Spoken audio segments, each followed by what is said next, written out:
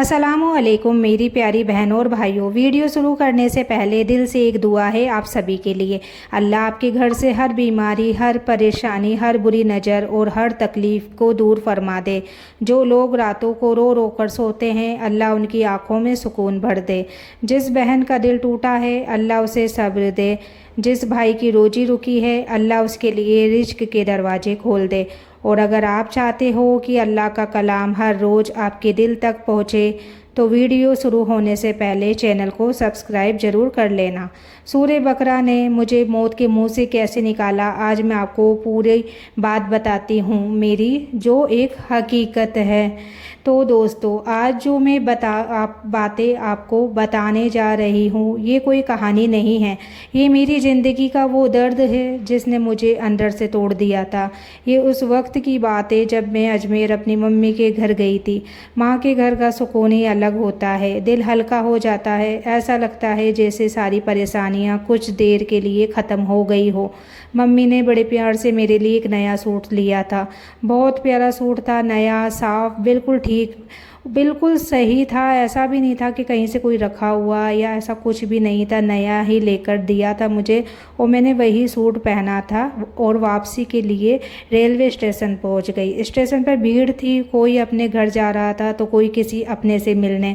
मैं भी प्लेटफार्म पर बैठकर ट्रेन का इंतज़ार कर रही थी। लेकिन दोस्तों, कभी कभी ज़िंदगी में कुछ ऐसे इशारे मिलते हैं जिन्हें इंसान उस वक्त समझ नहीं पाता। अचानक मेरा सूट पता नहीं ऑटोमेटिक, मैं बैठी हुई थी, बैठे बैठे फट गया बिना किसी वजह के। ना मैं कहीं, ऐसा भी नहीं है कि मेरा सूट कहीं किसी में फंसा था, ना कपड़ा ख़राब था, ना कहीं से पुराना था, फिर भी सूट ऐसे फटा जैसे किसी ने जानबूझकर काट दिया हो। उस पल मेरे दिल में एक अजीब सी घबराहट शुरू हो गई। मैं तुरंत स्टेशन के बाथरूम में गई और दूसरा सूट बदल लिया, लेकिन दिल मान ही नहीं रहा था। ऐसा लग रहा था जैसे कोई अनहोनी होने वाली है। शाम तक जैसे ही मैं घर पहुंची, मेरी हालत अचानक इतनी ख़राब हो गई कि मैं बेड से उठ भी नहीं पा रही थी। मेरे हाथ काँप रहे थे, पैरों में जान नहीं थी, सांस भारी हो रही थी। ऐसा लग रहा था जैसे मेरा पूरा जिस्म जवाब दे रहा हो। मेरे शौहर खुद घबरा गए देखकर, घर वाले डर गए, डॉक्टर के पास ले गए, काफ़ी टेस्ट हुए, दवाइयाँ चली, इंजेक्शन लगे, लेकिन कोई बीमारी पकड़ में ही नहीं आ रही थी। डॉक्टर कहते सब नॉर्मल है, लेकिन मेरी हालत नॉर्मल नहीं थी।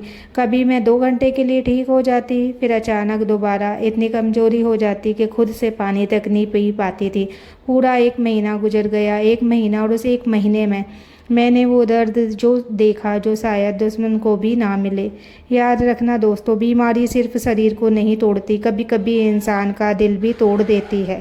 सबसे ज़्यादा दर्द तब होता है जब लोग आपकी तकलीफ़ को तमाशा बना देते हैं। मोहल्ले वाले मुझे देखने आने लगे। कुछ लोग सच में दुआ करने आते थे, लेकिन कुछ लोग सिर्फ ये देखने आते थे कि अब तक ज़िंदा है या नहीं।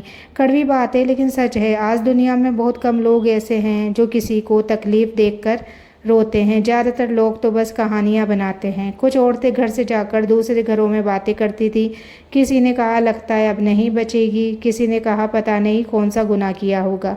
याद रखना, जब इंसान कमज़ोर पड़ता है तो दुनिया उसे जीने नहीं देती।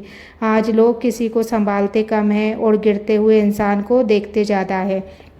कुछ रिश्तेदार ऐसे भी थे जो सामने हमदर्दी दिखाते थे और पीछे मजाक उड़ाते थे। तब मुझे समझ आया, हर मुस्कुराने वाला अपना नहीं होता और हर रिश्ता सच्चा नहीं होता। एक रात मेरी हालत इतनी ख़राब हो गई कि मुझे लगा शायद आज आखिरी रात है।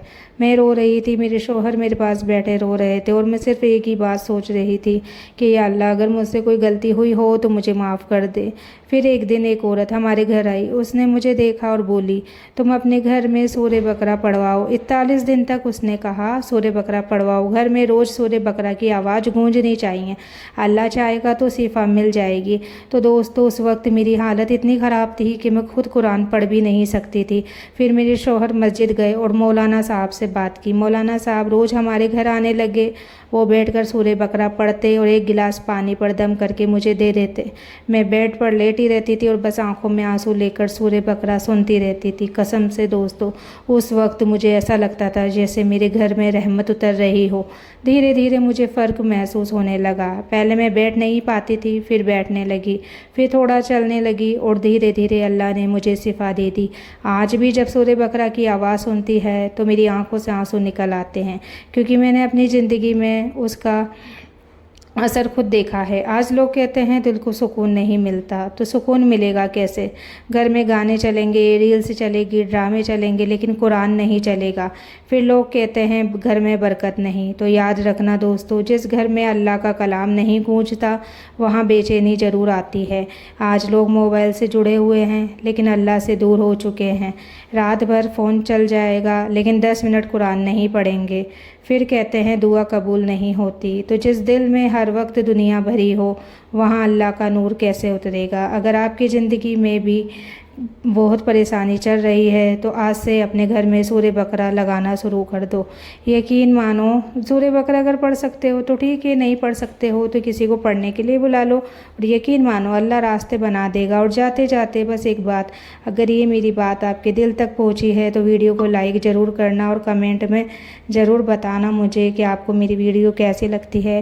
बाकी ये जो मैंने बात बताई ये बिल्कुल हकीकत बात है, ऐसा मेरे साथ हुआ था और आज भी मैं इस चीज़ को सोचकर यही सोचती हूँ कि ऐसा मेरे मतलब 1 महीने तक इस हद तक मेरी हालत इतनी ख़राब कैसे रही थी, ऐसा हुआ क्या था। लेकिन बाद में मौलाना ने ही मुझे बताया था कि मुझे नज़र भी लगी हुई थी, इसलिए ऐसा हुआ था। तो ठीक है, अल्लाह हाफिज़, मिलते हैं अगली वीडियो में।